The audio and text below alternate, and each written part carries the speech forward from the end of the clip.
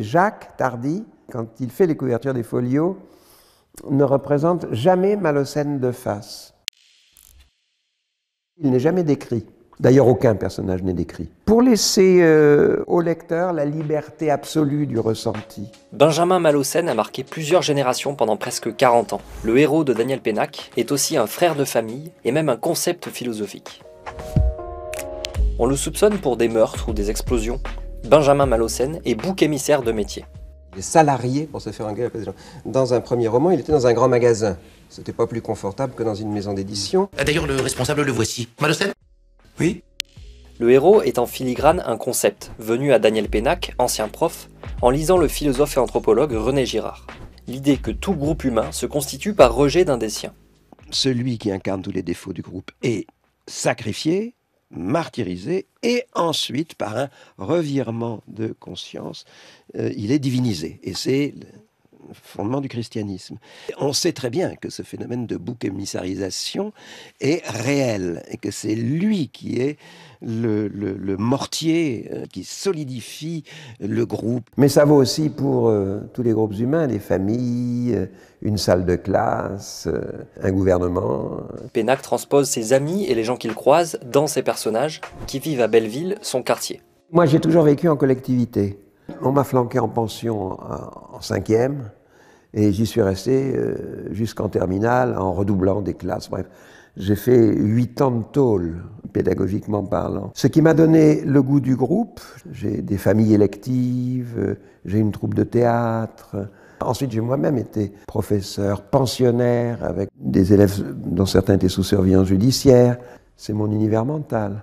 Au cœur de son écriture, l'oralité. Mon travail spécifique dans l'écriture des Malocènes, c'est de rendre le lisible audible, de donner l'illusion d'une sorte d'oralité permanente, soit via des dialogues, soit souvent des monologues intérieurs.